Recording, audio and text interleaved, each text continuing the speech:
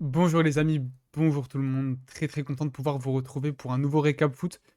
Voilà, on n'a pas pu débrief les matchs ce week-end dans la foulée de ces derniers. On était en famille, mais quand même envie d'y revenir un petit peu en ce lundi. Envie d'en reparler pour voilà, revenir un petit peu sur ces deux super matchs avec pas mal d'émotions, pas mal d'intensité. Euh, voilà, très très content de pouvoir vous retrouver pour en parler. On va parler du coup de la finale de Ligue des Champions forcément qui opposait le Borussia Dortmund au Real Madrid, et le barrage de montée pour la Ligue 1, retour, qui opposait le FC Metz à l'AS Saint-Etienne. On va démarrer directement avec la finale de Ligue des Champions. Voilà, encore champion, 15 Ligue des Champions, c'est juste indécent. Le deuxième, c'est Liverpool, enfin le deuxième qui a le plus de Ligue des Champions, c'est Liverpool, je crois, à 6 ou 5, si je dis pas de bêtises. Tant qu'on est dans les stats humiliantes, entre la dernière fois que le Barça a gagné la Ligue des Champions et bah, cette Ligue des Champions-là pour le Real Madrid, il y a eu 5 titres pour le Real Madrid. C'est n'importe quoi. Soit autant que dans l'histoire du FC Barcelone, c'est n'importe quoi. C'est n'importe quoi. La legacy est folle. Voilà, hein. Il n'y a pas grand-chose à dire de plus, hein. C'est juste n'importe quoi. C'est la meilleure équipe du monde. Enfin, le plus grand club du monde plutôt. Après, c'est assez subjectif, mais voilà, à mon sens, niveau titre, c'est n'importe quoi. Voilà, après, sur le match, il y a pas grand-chose à dire de plus que, le Real Madrid a fait un match, made in Real Madrid. Si tu passes 70 minutes à subir les assauts du Borussia Dortmund avec un ADMI, qui rate, un joli face à face, le poteau, enfin, vraiment des vagues jaunes, et on a même franchement pensé plus que d'habitude que cette fois-ci ça allait céder côté Real Madrid. Mais en fait, non.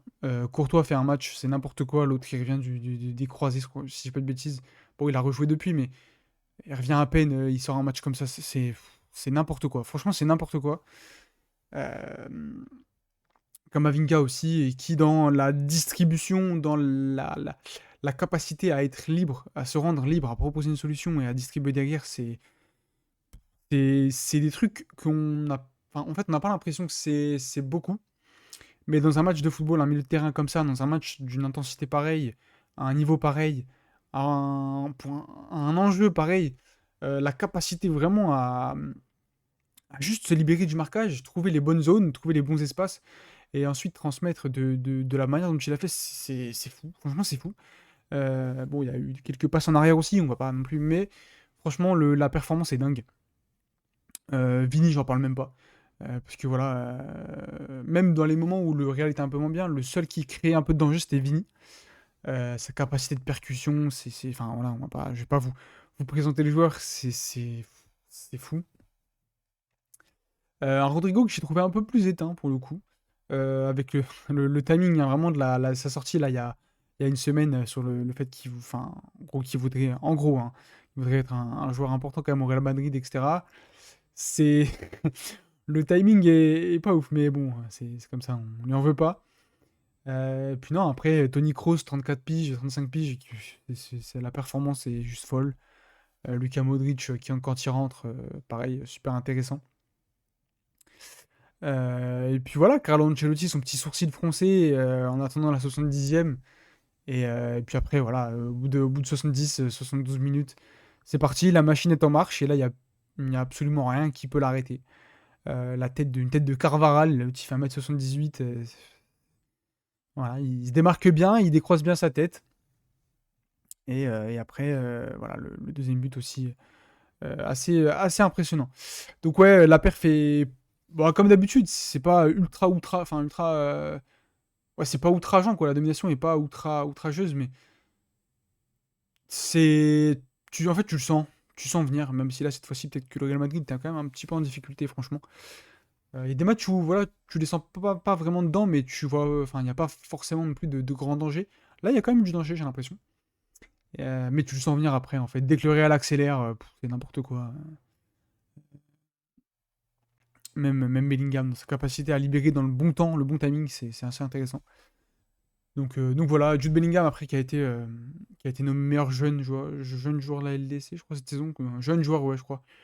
Donc voilà, c'est vraiment pas volé. Et voilà, maintenant, je vous pose la question, qu'est-ce qui empêche Vinicius Junior d'aller remporter son premier Ballon d'Or? Je ne vois pas grand-chose.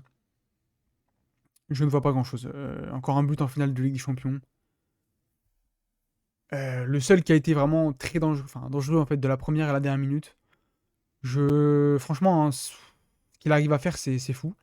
Et ouais, imaginez que là en plus, bon là je tombe le lundi, apparemment selon Fabrizio Romano, le Real Madrid devrait annoncer Kylian Mbappé là dans la journée.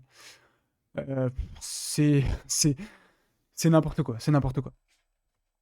Donc voilà, très très content, très très impressionné par cette nouvelle campagne du Real Madrid parce qu'on voilà, si on fait un peu la rétrospective, ils ont quand même joué le Bayern et City qui sont quand même deux gros morceaux. Voilà, tu sors les deux, hein, mine de rien, même si tu fais pas les matchs du siècle à chaque fois, tu sors les deux. Donc c'est encore, voilà, on peut, tu sais, il y a des équipes, tu peux parler du parcours, voilà, pas de souci. Mais là, c'est juste n'importe quoi. C'est juste n'importe quoi. Le parcours est juste exceptionnel. Et voilà, c'est mérité de A à Z. Tu as en plus le titre en Liga qui vient terminer ça, enfin qui vient euh, vraiment sublimer tout ça.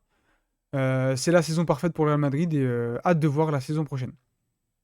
Mais l'Euro surtout, parce qu'il y a des joueurs qui sont concernés par l'Euro, donc l'Euro avant ça. Le deuxième thème, du coup, l'AS Saint-Etienne, qui est officiellement en Ligue 1. Je sais pas, franchement, j'ai pas le sou. Enfin, c'est sûrement arrivé, enfin, c'est arrivé déjà, mais je me souviens pas du dernière équipe qui est montée en jouant les barrages. Voilà, où c'est pas l'équipe de Ligue 1 qui a gagné et qui est restée en Ligue 1. Bah, c'était peut-être pour l'AS Saint-Etienne la dernière fois au final.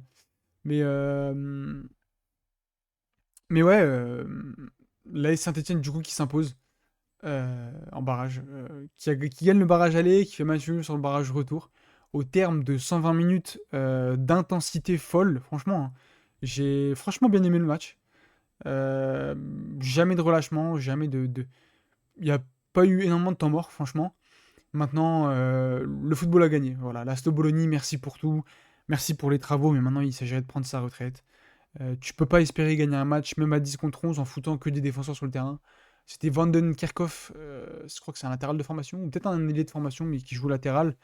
Tu le retrouves en attaque, enfin qui joue attaquant, c'est juste pas possible. Dans un moment où tu as peut-être un peu besoin de garder le ballon, tu sors Lamine Camara pour faire sortir un milieu défensif d'Anne Jean-Jacques. Donc non, j'ai franchement pas kiffé la perf de l'Asto Bologna. Et voilà, très content pour ce club historique qui est Saint-Etienne. Euh, Même s'ils font pas la. Enfin, ils font pas la saison de l'année de la régularité, voilà. Ça avait mal démarré. Ça avait été beaucoup mieux.